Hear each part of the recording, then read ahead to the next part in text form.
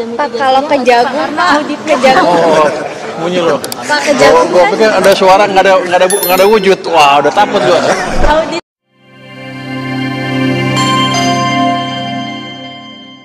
Membangun kilang lagi.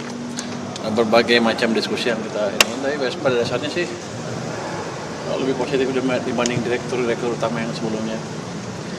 Jadi dia menerima kritik dan sama penangannya sama saya, kita majukan dunia perminyakan di Indonesia. Termasuk kan saya kritik juga tadi, dia kan hulunya lemah. Dia bilang dia mau mengembangkan hulu juga. Jadi kalau lifting itu nggak mungkin naik lagi kalau nggak ada temuan ladang minyak baru. Karena kan ladang minyak kan setelah diproduksi PAMPEPIK pasti turun terus. Jadi kalau yang sekarang diakalin pun akan turun terus, nggak bisa naik. Gitu. Jadi harus ada eksplorasi di hulu lagi. Kayaknya dia mau katanya. Nggak tahu mampu apa enggak. Gimana atau tahun depan, Pak? Ya, belum. Mungkin dalam waktu nggak tahu rencana jangka menengah mereka mungkin. Tapi dia pikir sih dia bisa masuk ke sektor hulu migas. Itu aja. Kalau yang rapat Kopdes, Pak. Itu besarannya gimana? Ada percepatan Pak, ini kapan tenggat waktunya dana yang akan dikeluarkan? KDMP ya? Iya, Koperasi Desa Merah Putih. Tadi Pak Menteri Koperasi dengan Danantara datang ke saya. Danantara bilang selama ada surat dari Menteri Keuangan bahwa pinjamannya dijamin oleh Kementerian Keuangan lewat dana desa, mereka bisa langsung kucurkan besok. Jadi tadi sudah saya tanda tangan suratnya, harusnya besok udah mulai jalan kalau mereka sudah siap koperasinya. Jadi dari pendanaan udah nggak ada masalah lagi. Besarannya berapa sih Pak? 16 triliun itu Pak? Yang waktu itu disuntik lewat PMK itu Pak, 16 triliun. Enggak, pokoknya kan kita sediakan uang 200 triliun di perbankan. Begitu di perbankan dipindahin disalurkan ke KDMP, maka otomatis saya hanya mencas 2%.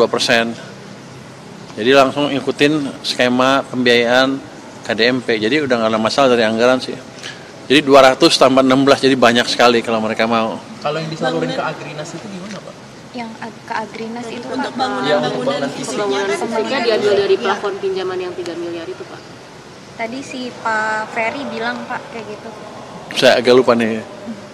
Dia kan pertama berapa? Iya kan bangun gudang-gudang dulu kan kalau nggak salah. Agrinas yang buat itu. Tapi nanti kan pas skemanya itu koperasinya ngajukan ke bank kan. Mereka minta Agrinas bangun gudang-gudang itu.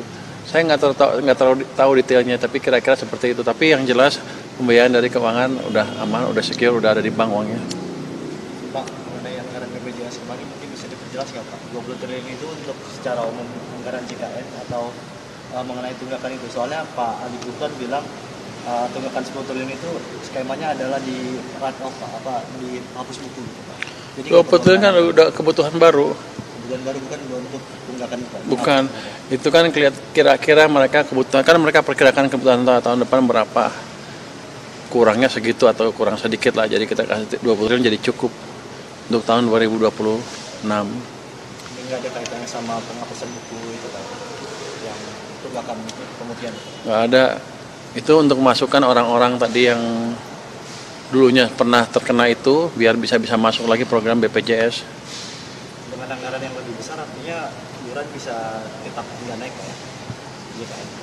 Sampai tahun depan sepertinya belum. Sampai pertengahan tahun depan ya. Kita lihat gini, kalau untuk otak-atik iuran itu kita lihat kondisi masyarakat dulu. Kalau ekonominya udah agak bagus, baru mereka boleh otak-atik iuran atau mau otak-atik iuran. Sekarang belum dibicarakan. Pak, terkait ya tadi ketemu Udah malam pada nggak pulang. Pak. Oh gitu betul. Pak, Kejagung tadi kan ketemu sama asosiasi perhiasan juga Pak. Iya. Tadi bahas apa aja Pak sama asosiasi perhiasan? Mereka meminta kita mengadjust kebijakan yang berhubungan dengan produsen perhiasan yang dianggap ilegal, semacam ilegal gitu. Ilegal itu seperti apa Pak? Maksudnya tuh kalau yang diamond Iya, itu ada yang nggak bayar apa sih namanya, surat dia nggak ngasih surat keterangan apa sih, saya lupa namanya, surat keterangan beli kali ya, asalnya dari mana itu. Dia menjalankan itu dan dia langsung jual ke toko-toko emas di sana, dan akibatnya dia nggak bayar pajak. Sedangkan yang legal bayar pajaknya 1,6% kalau nggak salah. Jadi 1,1 tambah 1,6, 1,1 ketika dari pabriknya, 1,6 itu PPN-nya. Jadi itu hampir 3%. Jadi minta treatment gimana caranya supaya bayar PPN-nya bukan di konsumen aja, tapi langsung di perusahaan-perusahaan itu. Saya pikir ya kalau emang bisa naikin income, saya naikin aja.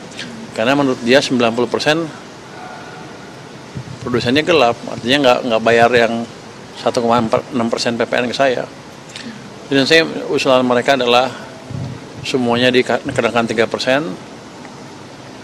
Jadi yang produsen yang konsumen nggak bayar lagi, di pabrik-pabriknya aja. Pak, jadi kita bisa kendalikan lebih cepat. Itu, Pak, gimana Pak yang tiap bulan itu Pak? Ya? Yang bayar pajak kompensasi Pak, itu mempengaruhi belanja atau defisit nggak sih Pak? Enggak, kalau keuangan kita cukup. Pak, kalau ke Jagung, Pak, audit ke Jagung. Oh, bunyi loh. Pak, ke Jagung Gua kan pikir ada suara nggak ada wujud. Wah, udah takut gua. auditnya Pak, gitu kan harusnya kan per 3 bulan ya Pak, per 3 bulan. Jadi kita tiap bulan tuh kita bayar 70%. Nanti setiap bulan kita bayar 70% terus sampai bulan September. Nanti disitu diaudit. Nanti hasil audit yang 30% kurangnya dibayar semua di situ.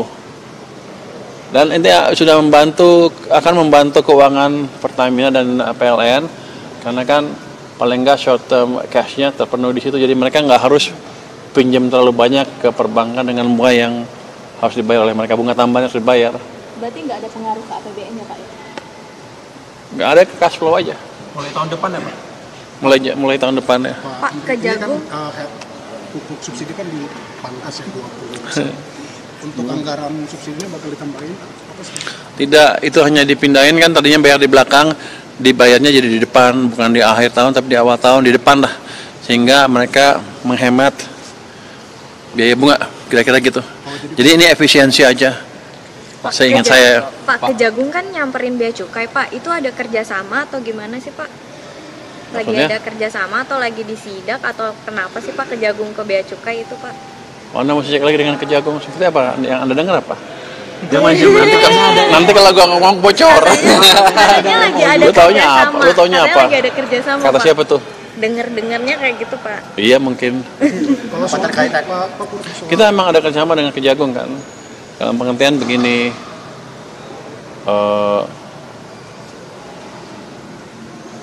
Kejagung pernah bertanya kalau ada yang salah di bea cukai dilindungin apa enggak.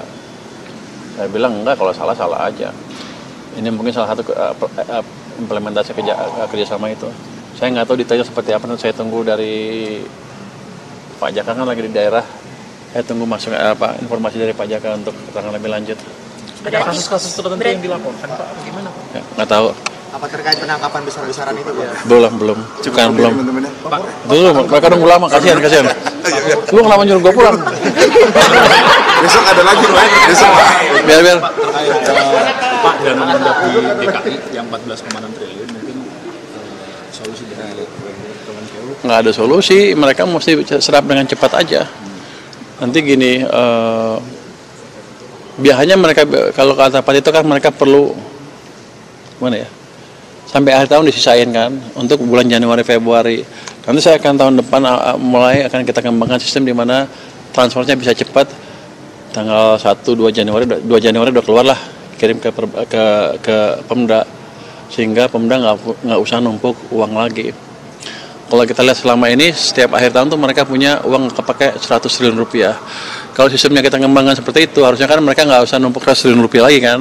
Akibatnya uangnya dipakai buat perekonomian.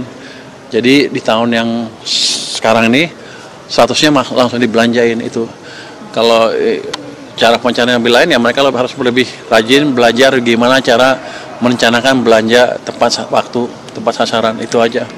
Pak, tanggapannya Pak soal tadi kan kata Danantara bahwa Cina sama Indonesia sudah sepakat untuk restrukturisasi utang bus ini kan sampai hingga 60 tahun ke depan. tanggapannya seperti apa? Bagus. Saya nggak ikut kan. Tapi emang Top. Berarti nggak diajak ke Cina, Pak? Enggak lah. Kan katanya si Pak Doni dia mau ngajak pemerintah juga buat ke Cina. Paling menyaksikan. Kalau mereka udah putus kan udah bagus. Top. Tim restrukturisasi itu nanti dari Kemenku juga tuh gimana Pak Pur? Iya. Gimana? Tim restrukturnya nanti bakal dari pemerintah dari Kemenku. Nggak, saya sebisa mungkin nggak ikut. Biar aja mereka selesaikan business to business. Berarti Jadi top. kan nggak dipakai berarti Pak Pur ya? Kalau ada yang dana mengendap, dana Pemda mengendap di bank itu berarti yang menikmati bunga itu apakah murni Pemda atau ada oknum tertentu yang bermain apa gimana sih Pak? Kalau kan Bapak bilang mau diinvestigasi juga ya. Oh enggak, saya nggak tahu. Itu urusan mereka. Nanti yang investigasi bukan saya kan. Bukan dari Kemenku berarti. Enggak ada urusan. Berarti Mungkin BPK. Berarti apakah 15 yang list dari BI itu apakah keseluruhan Pemda juga bakal? Biasanya kan setiap Pemda ada auditnya kan. Mungkin tahun-tahun kemarin lepas dari BPK itu. Tapi kan mereka akan lihat juga pada waktu uangnya lebih, ditaruhnya di mana, bunganya seperti apa, masuk akal apa enggak. Waktu pengalaman saya di LPS dilihat itu. Kalau bunga saya misalnya waktu saya di LPS ya, bunga saya saya taruh di rekening giro juga, tapi giro rasa deposito. Karena bunganya agak lebih tinggi daripada rekening giro biasa. Begitu ada berapa rekening satu bank dengan bank lain berbeda, kita dipanggil untuk menjelaskan kenapa beda. Kalau beda nggak bisa menjelaskan ya dianggap merugikan negara, kira-kira begitu. Jadi Pemda juga ada risiko itu kalau nggak hati-hati memanage uangnya. Pak, dipertegas lagi Pak untuk anggaran pupuk subsidi berapa sih? Kan 20, saya lupa angkanya 20, lupa saya angkanya. Sekitaran 20 triliun. Ya? Di kisaran 20 triliun. Sekitar itu kalau nggak salah ya. Pak kemarin Dirjen Pajak bilang mereka akan melakukan micromanagement Pak untuk mengejar target shortfall, maksudnya target penerimaan pajak, takutnya ada potensi shortfall melebar untuk tahun ini. Nah itu micromanagementnya seperti apa sih Pak? Apakah ke kanwil langsung akan melihat potensi-potensi atau nggak penunggak pajak yang masih ini Pak? Micromanagementnya ya udah dilihat potensi-potensi yang masih belum tergarap, dioptimalkan itu. Apalagi kalau ada potensi bocor di sana sini itu yang akan dikejar. Bukan berarti jadi kayak preman, gedok rumah orang jam 5 pagi, nggak gitu. Kita akan buat penagihan lebih profesional dan harusnya Cortex sudah lebih bagus sehingga harusnya sih pengumpulan pajak akan lebih bagus lagi. Besok saya umumkan Cortex seperti apa statusnya, udah bagus. Besok saya kasih lihat. Pak Burika protes Pak.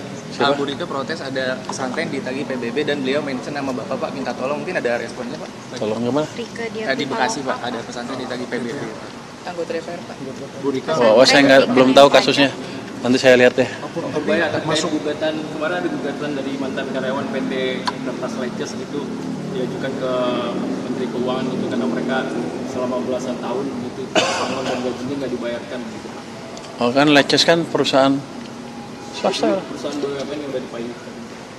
Ya udah minta ke Danantara lah. Pak, tapi masukannya diajukan ke Pak Purbaya. Nanti saya kalau sampai ke sini suratnya belum sampai, kalau sampai saya lempar ke Danantara.